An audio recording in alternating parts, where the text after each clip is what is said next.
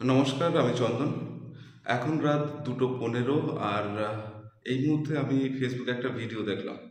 যে ভিডিওটা দেখার পর থেকে আমার মনটা এত খারাপ লাগছিল যে আর থাকতে পারিনি, ভিডিওটা বানিয়েই ফেলছি। ভিডিওটা আপলোড দেবো সকালবেলা, কারণ এখন যদি আপলোড দিই ভিডিওটা আপনাদের কাছে ঠিকঠাকভাবে পৌঁছবে না।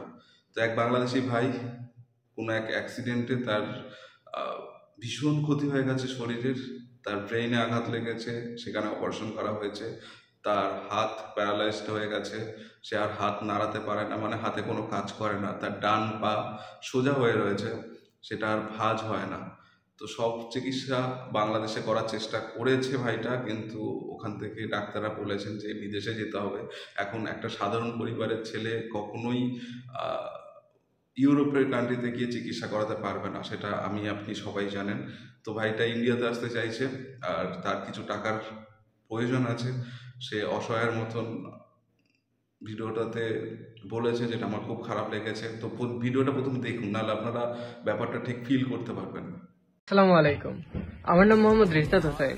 আমি হাজী মোহাম্মদ দানেশ বিজ্ঞান ও প্রযুক্তি বিশ্ববিদ্যালয়ের অর্থনীতি বিভাগে অধ্যয়নরত ছিলাম।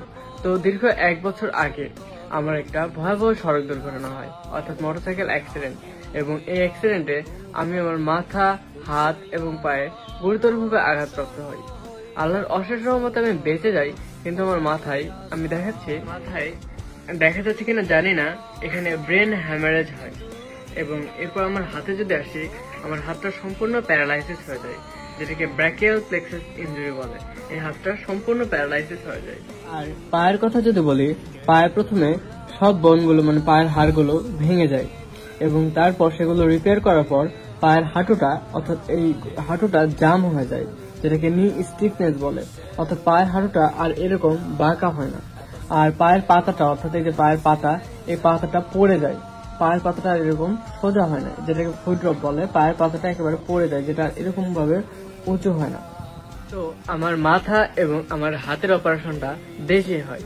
হাতের অপারেশনটার কথা বললে, ব্র্যাকিয়াল প্লেক্সাস ইনজুরি অপারেশনটা দেশে হয়, এবং এর ফলাফল আসতে প্রায় 18 মাস থেকে 2 বছরের মতো সময় লাগে।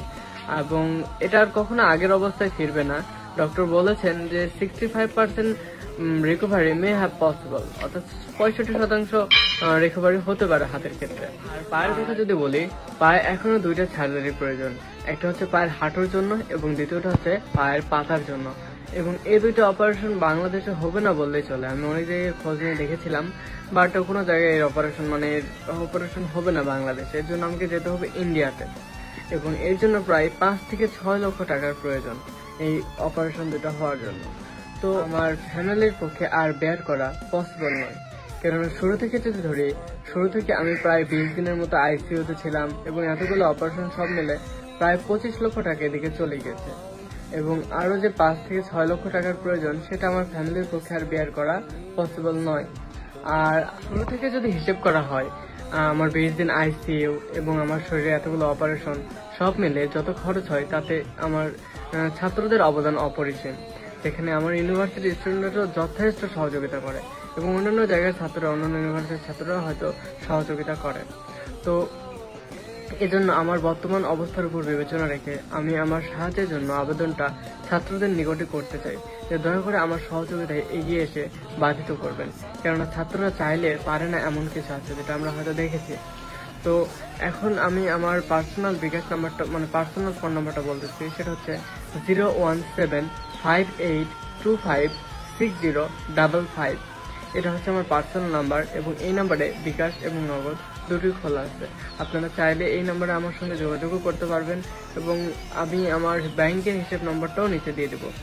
দয়া করে আপনারা আমার অনুগ্রহপূর্বক আপনারা আমার সহায়তায় এগিয়ে এসে বাধিত করবেন। ধন্যবাদ। আসসালামু আলাইকুম। তো ভিডিওটা দেখলেন, আমার মতনই আপনারও খারাপ লেগেছে আমি জানি। তো এই ভাইটা ইন্ডিয়াতে চিকিৎসা করতে আসতে চাইছে, তো ভাইটার সঙ্গে আমিও যোগাযোগ করার চেষ্টা করছি। যদি কোনোভাবে যোগাযোগ করতে পারি, তাকে বলবো যে ইন্ডিয়াতে এসে কখনো যদি কোনো দরকার হয়, তাহলে যেন আমার সঙ্গে যোগাযোগ করে।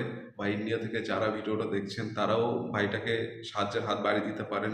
আর বাংলাদেশে যারা ভিডিওটা দেখছেন, প্রত্যেককে বলবো, তার যে বিকাশ নাম্বার আছে বা কিছু আছে, আপনি জানি না আপনাদের ওখানে কিভাবে টাকা পাঠায়, তো সেই নাম্বারে আপনি টাকা দিতে পারেন বা অন্য কোনোভাবে সাহায্য করতে পারেন ভাইটাকে।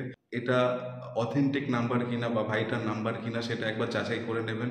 আমার যাচাই করার সম্ভব না, বাংলাদেশ থেকে যারা আছেন তারা যাচাই বাছাই করবেন। যদি ঠিকঠাক হয় আপনারা কমেন্ট করবেন যে হ্যাঁ ওটা ভাইয়েরই নাম্বার বা ভাইয়েরই সব কিছু ডিটেলস।